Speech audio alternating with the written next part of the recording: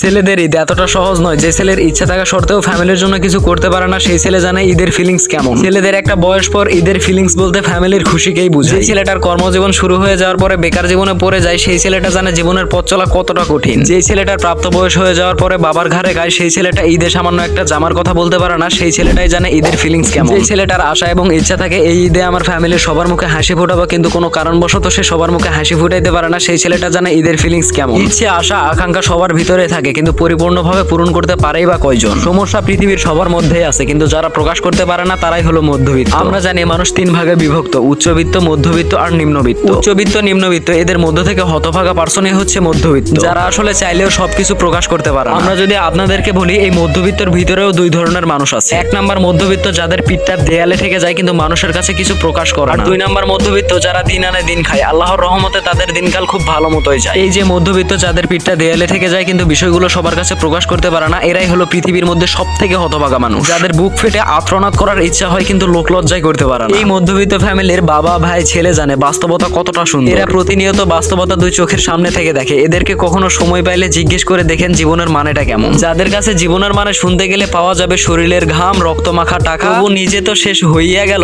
পরিবারের সুখ নাহি দেখা। আমার শরীরের রক্ত ঘাম পুড়িয়ে হোক ছাই, তবুও আমার ভবিষ্যৎ প্রজন্মের মুখে এই দুঃখ না দেখতে পাই। জীবনে সৎ আর হালাল ভাবে সফল হব, এই কথা ভাবিতে ভাবিতে জীবনটাই চলে গেল ভাই। আমরা মধ্যবিত্ত, এই কষ্টটা কার কাছে শেয়ার করব? সবাই তো মজা নিতে চায়। আসলে তাই আমাদের বুক ভরা আত্রনাদ প্রকাশ করতে ব্যর্থ ভাই। আর এই ব্যর্থতা নিয়েই এই শ্রেণীর মধ্যবিত্তদের জীবনটা কেটে যায়। আমি আমার জীবনের ফার্স্ট টাইম 2-3টা লাইন কবিতার মতো করে লেখার চেষ্টা করছি। জানি না বিষয়টা আপনাদের কাছে কেমন লাগছে। লিটারালি আমি অনেক ভেবে ভেবে মধ্যবিত্ত, যেহেতু আমিও একজন, সেহেতু মধ্যবিত্তর জীবন নিয়ে এই 2-3টা লাইন লিখছি। জানি না আপনাদের কাছে বিষয়টা কেমন লাগছে, বাট আজকে ঈদের আগের দিন আমার জীবনে আমি যতগুলো ঈদ পার করছি সবগুলো ঈদের মধ্যে এই একটা ঈদ হচ্ছে আমার আনফেভার একটা ঈদ। আলহামদুলিল্লাহ, আল্লাহর অশেষ রহমতে আছে সবকিছু। আমি আমার আল্লাহ তাআলার প্রতি এখানে লাখ লাখ শুকরিয়া, কিন্তু তারপরেও পরিবারের দিকে তাকাইতে গেলে এইবার যেন কোনো একটা দিক দিয়ে আমার কমতি থেকে যায়। পরিবারের বড় ছেলে হিসাবে দায়িত্ব তো অনেক কিছুই মাথার উপর ভাই, কিন্তু আফসোস থেকেই যাই সেই রকম ভাবে কোনো কিছুই পূরণ করতে পারলাম না। তাই বাবা তো আমাকে কোনো কিছু বুঝতে নাহি দেয়, আমি তো বুঝি। বাবার জায়গা থেকে বাবার সর্বোচ্চটা দিয়ে বাবা খুশি করার চেষ্টা করতেছে, হাই আমি আমার নিজের জায়গাটা থেকে কারো কোনো চাহিদাই পূরণ করতে পারলাম না, এই একটাই আফসোস আমার থেকে যায়। হোয়াটএভার গাইস, যাই হোক, এই ছিল আজকের ভিডিও। আমি ফার্স্ট টাইম এই ধরনের ভিডিও মেক করলাম। জানি না আপনাদের কাছে কিরকম লাগছে ভাই, তার মানে